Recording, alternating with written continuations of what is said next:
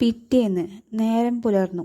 പതിവ് കർമ്മങ്ങൾക്കു ശേഷം വിശ്വാമിത്രൻ്റെ മുൻപിലെത്തിയ രാമലക്ഷ്മണന്മാരോട് അദ്ദേഹം വിദേഹ രാജ്യത്തിൻ്റെ തലസ്ഥാനമായ മിഥിലാപുരിയിലേക്ക് പോകുന്ന കാര്യം പറഞ്ഞു. അവിടെ ജനക മഹാരാജാവിൻ്റെ വളർത്തുപുത്രിയായ സീതാദേവിയുടെ സ്വയംവരം നടക്കാൻ പോകുകയാണത്രേ. കൊട്ടാരത്തിൽ ലോകപ്രസിദ്ധമായിട്ടുള്ള ത്രയംബകം എന്ന ശിവൻ്റെ ഒരു വില്ലിരിപ്പുണ്ട്. അത് കാണുവാൻ കൂടിയാണ് ഈ യാത്രയെന്നും മഹർഷി പറഞ്ഞു. രാമലക്ഷ്മണന്മാർക്ക് സന്തോഷമുണ്ടായി. ആശ്രമവാസികളോട് അധികം വൈകാതെ താൻ മിഥിലയിൽ നിന്നും ഗംഗയോട് വടക്കുള്ള ഹിമാലയത്തിൽ തപസ്സിന് പോകുകയാണെന്നും ആശ്രമകാര്യങ്ങൾ നോക്കി മുനിധർമ്മമനുഷ്ഠിച്ചും കഴിയുവാനും ഏൽപ്പിച്ചിട്ട് യാത്ര ആരംഭിച്ചു. വഴിമധ്യേ യാത്രാക്ഷീണമകറ്റാൻ മഹർഷി പറഞ്ഞ കഥകൾ അവർക്ക് അറിവേറിക്കൊണ്ടിരുന്നു. അവർ പുഷ്പവനവും ശരവണ പൊയ്കയും ഗംഗയും പിന്നിട്ട് പോകുന്നത് വഴി ഗൗതമ മഹർഷിയുടെ ശൂന്യമായ ആശ്രമ പരിസരത്ത് അവർ എത്തിച്ചേർന്നു. ഭർത്താവായ ഗൗതമൻ്റെ ശാപം മൂലം ഭാര്യ അഹല്യ ഒരു കല്ലായി അവിടത്തെ വീട്ടുമുറ്റത്ത് കിടന്നിരുന്നു. ബ്രഹ്മാവ് ലോകത്തിലെ ഏറ്റവും സൗന്ദര്യമുള്ളവളായിട്ടാണ് അഹല്യയെ സൃഷ്ടിച്ചത്. പുരുവംശത്തിലെ പ്രസിദ്ധനായ പഞ്ചേശ മഹാരാജാവിൻ്റെ മകളാണ് അഹല്യ. മഹാതപസ്വിനിയായിരുന്ന ഗൗതമ മഹർഷിക്ക് വിവാഹം ചെയ്തു കൊടുത്തു. ഗൗതമ മുനിക്ക് അഹല്യയിലുണ്ടായ പുത്രനായിരുന്നു വൈദേഹ രാജ്യത്തിൻ്റെ കുലഗുരുവായിരുന്ന ശതാനന്ദൻ.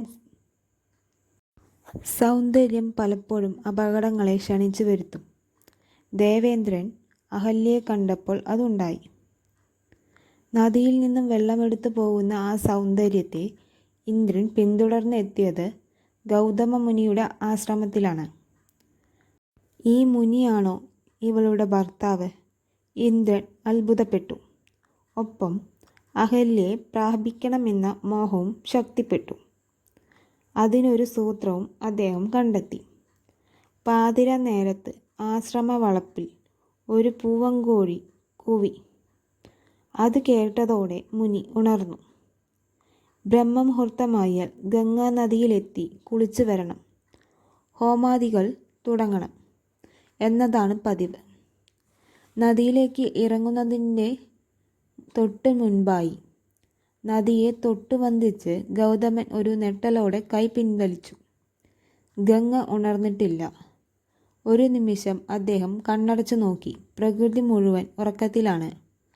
തനിക്ക് തെറ്റുപറ്റിയോ? താൻ ചതിക്കപ്പെട്ടോ? ഗൗതമൻ തിരികെ ആശ്രമത്തിലേക്ക് വേഗത്തിൽ നടന്നു. മുറ്റത്തെത്തിയപ്പോൾ അകത്തു നിന്നും തന്നെ പോലെയുള്ള ഒരാൾ ഇറങ്ങി വരുന്നത് കണ്ട് അദ്ദേഹം അമ്പരന്നു. നീ ആര്? സത്യം പറയൂ. ഗൗതമൻ അലറി.